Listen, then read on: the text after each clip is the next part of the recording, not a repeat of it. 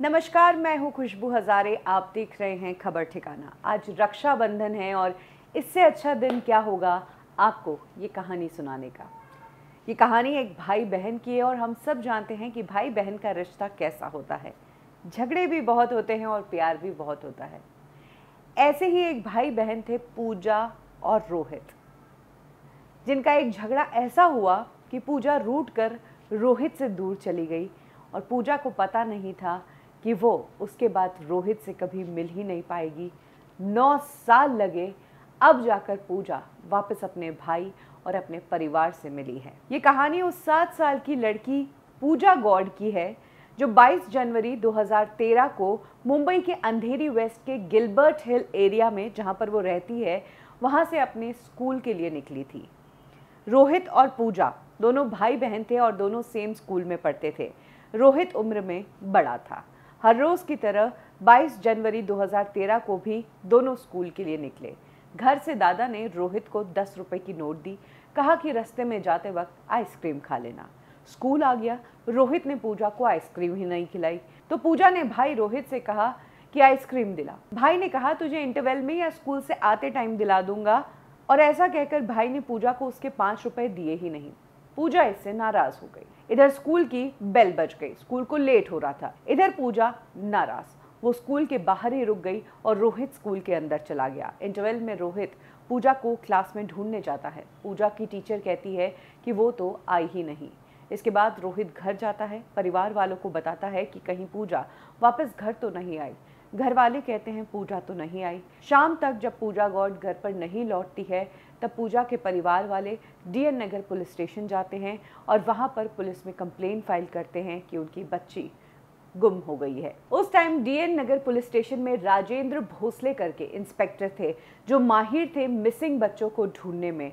उन्होंने 2008 से लेकर 2015 के बीच 165 बच्चे ढूंढ लिए थे और पूजा का केस 166 नंबर का था। राजेंद्र भोसले को पूरा कॉन्फिडेंस था कि इस बच्ची को भी वो ढूंढ निकालेंगे। अपने जितने भी सोर्सेस थे और जितने भी कॉन्टैक्ट्स थे, उन्होंने बच्ची की इन्फॉर्मेशन निकालनी शुरू कर दी। इधर मामला मीडिया में भी पहुंचा और कई सारे संगठन भी पूजा को ढूंढने के लिए एक हो गए, लेकिन पूजा का नामो निशान ही नहीं। 1 साल निकला, 2 साल निकले, 3 साल निकले, 4 साल निकले। राजेंद्र भोसले के रिटायरमेंट का टाइम आ गया। वो रिटायर हो गए इस दुख के साथ कि उनका लास्ट केस वो पूरा नहीं कर पाए, केस नंबर 166। पूजा राजेंद्र के लिए इतना अहम केस थी कि रिटायरमेंट के बाद भी वो पूजा गौड़ की तस्वीर अपने जेब में लेकर घूमते थे और जब कभी रेलवेज में या स्टेशन पर वो ट्रैवल करते थे तो लोगों से पूछते थे कि आपने इस लड़की को कहीं देखा क्या। फाइनली 4 अगस्त 2022 को पूजा की खबर मिलती है और पूजा अपने परिवार को 9 साल बाद मिलती है। आखिर उस दिन स्कूल के बाहर आइसक्रीम की लड़ाई के बाद पूजा के साथ क्या हुआ था, पूजा इतने साल कहाँ थी और कैसे पूजा अपने घर तक पहुँची, ये कहानी इमोशनल है, रुला देने वाली है और हिलाकर रख देने वाली है। पूजा और रोहित की इस लड़ाई को एक तीसरा शख्स वहाँ पर खड़ा होकर देख रहा था। हैरी डिसूजा इस शख्स का नाम था, जो एक इलेक्ट्रीशियन का काम करता था और हैरी डिसूजा की अपनी कोई औलाद नहीं थी। सोनिक नाम की लड़की से उसकी शादी हो गई थी, लेकिन खुद का बच्चा नहीं था। हैरी और सोनिक अपना एक बच्चा चाहते थे। लाख कोशिशें करने के बावजूद उन्हें बच्चा नहीं मिला, तो वो बच्चे की फिराक में थे। हालांकि वो बच्चा अडॉप्ट भी कर सकते थे, लेकिन हैरी के दिमाग में पता नहीं उस दिन क्या सूझा। उसे लगा कि इस लड़की को मैं अपने साथ ले जाता हूँ। हैरी ने उस दिन पूजा को स्कूल के बाहर से लिया और कहा कि चलो मैं तुम्हें आइसक्रीम दिलाता हूँ। हैरी ने पूजा को आइसक्रीम दिलाई और प्यार से बहला फुसला कर पूजा को अपने घर ले गया। वाइफ ने भी जब बच्ची देखी तो वाइफ भी खुश हो गई कि एक बच्चे की चाह हमें थी और बच्चा हमारे पास आ गया। सबसे बड़ी बात, हैरी पूजा के ओरिजिनल घर से 500 मीटर की दूरी पर ही रहता था और उसने पूजा को अपने घर में रखा हुआ था। पूजा के मिसिंग कंप्लेन होते ही सभी जगह पूजा के पोस्टर लग गए, बात मीडिया में आ गई। क्योंकि पूजा अब घर जाने की जिद कर रही थी और रोने जैसी हो रही थी, तो हैरी पूजा को हाजी मलंग की एक ऊंची पहाड़ी पर ले गया और वहां पर ले जाकर उसे धमकी दी कि अगर तू रोई तो तुझे हम यहाँ से धक्का दे देंगे। जिसके बाद पूजा डर गई। इसके बाद कुछ समय तक हैरी पूजा को लेकर गोवा चला गया। फिर वापस 2 महीने गोवा रहने के बाद विरार आया, लेकिन तब तक भी पूजा का मामला थमा नहीं था। पूजा के लिए कई जगह प्रोटेस्ट हो रहा था और लोग उसे ढूंढ रहे थे। हैरी को डर था कि मुंबई में पूजा को रखना मुश्किल है, वो कभी भी पकड़ा जा सकता है। जिसके बाद हैरी कर्नाटक के रायचूर गया, जो कि हैरी का गांव था, और वहां पर एक स्कूल में पूजा का एडमिशन करवा दिया और वहीं के हॉस्टल में पूजा को डाल दिया। 2016 में इस कहानी में नया टर्न आया। पूजा को अब तक घर से गए हुए 3 साल हो चुके थे। पिछली दुनिया पूजा करीब करीब भूल चुकी थी और इसी बीच हैरी और सोनिक को अपनी असली बच्ची हो जाती है। सोनिक प्रेग्नेंट होती है और एक बेटी को जन्म देती है। और यहाँ से हैरी और सोनिक, जो अब तक पूजा को सगी बेटी के रूप में पाल रहे थे, उन्हें जब अपने खून से अपनी बच्ची मिली तो उनके प्यार में फर्क आ गया। अब उनका ध्यान अपनी बेटी पर ज़्यादा था और पूजा पर नहीं था। साथ ही 2 बच्चों को पालना भी मुश्किल हो गया था। तो हैरी पूजा को स्कूल से निकलवाता है और फिर से मुंबई ले आता है। अब तक पूजा के लुक्स भी बहुत चेंज हो गए थे और पूजा अपनी पिछली ज़िंदगी करीब करीब भूल चुकी थी। वो हैरी और सोनिक को ही अपने पेरेंट्स मानती थी। जुहू के डंगरवाड़ी एरिया में पूजा हैरी और सोनिक के साथ रह रही थी और यकीन मानिए इस डंगरवाड़ी से पूजा का घर 1 से 1.5 किलोमीटर था गिलबर्ट हिल पर। लेकिन पूजा सब भूल भुला चुकी थी। उसकी दुनिया अब हैरी और सोनिक ही थे। मुंबई आने के बाद पूजा को हैरी और सोनिक के बर्ताव में बदलाव महसूस हुआ। अब जहाँ से प्यार मिल रहा था वहाँ से डांट मिल रही थी, मारपीट की जा रही थी और पूजा को सिर्फ घर में रखा जाता था।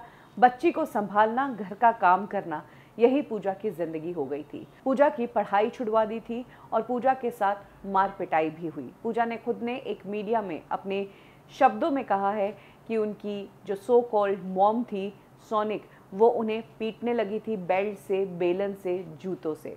सबसे बड़ी बात, हैरी और सोनिक ने पूजा को जैसे ही किडनैप किया था उसके बाद उन्होंने पूजा की पहचान बदल दी। पूजा का नाम एनी डिसूजा रख दिया और पूजा अपनी इसी नई पहचान के साथ जीने लगी।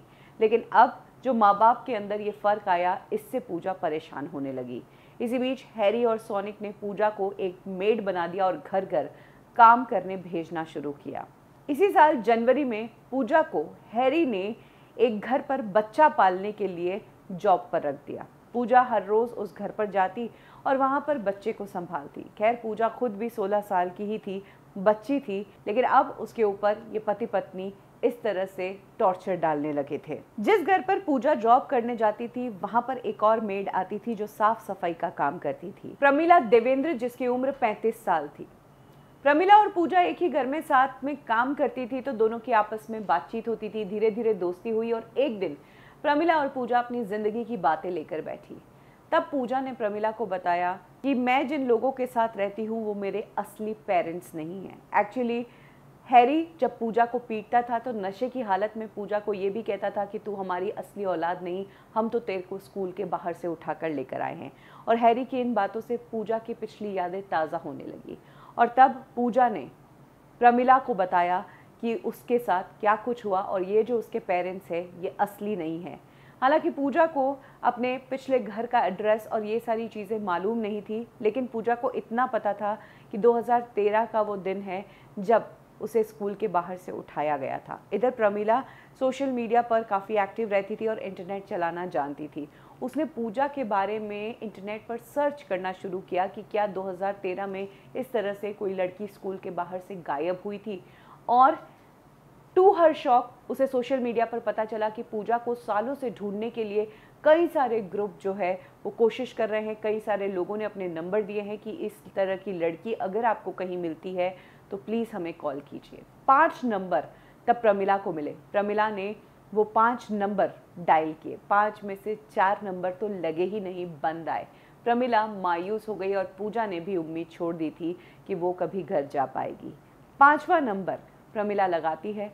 वो नंबर पिक करता है सामने से मोहम्मद रफ़ीक नाम का शख्स, जो कि एक NGO से जुड़ा है, जो बच्चों को ढूंढता है और वो पूजा का पड़ोसी ही था। मोहम्मद रफ़ीक को प्रमिला फ़ोन करती है, पूजा के बारे में बताती है।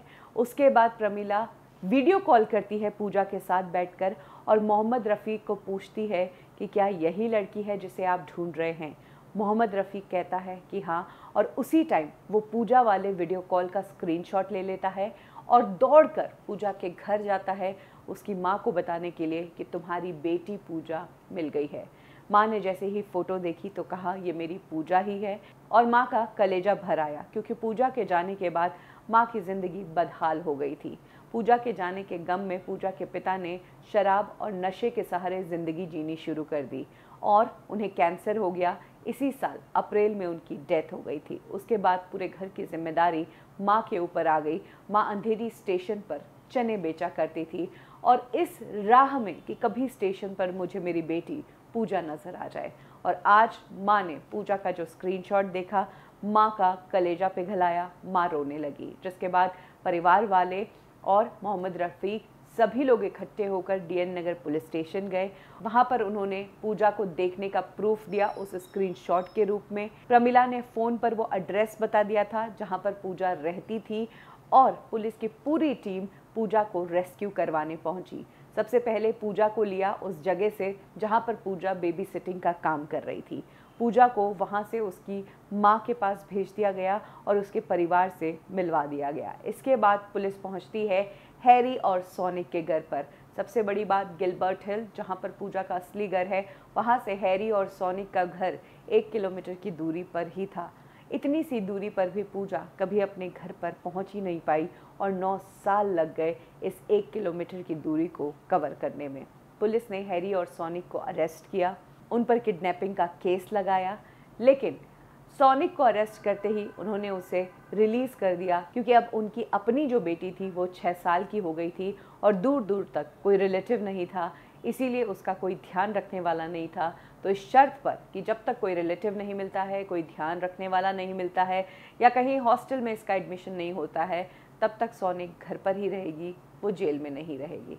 और इस तरीके से 9 साल बाद 2013 में गुम हुई पूजा 2022 में अपने परिवार से मिली, अपनी माँ से मिली, अपने भाई रोहित से मिली, जिससे नाराज़ होकर वो स्कूल के अंदर गई ही नहीं और वहाँ से उसकी ज़िंदगी बदल गई।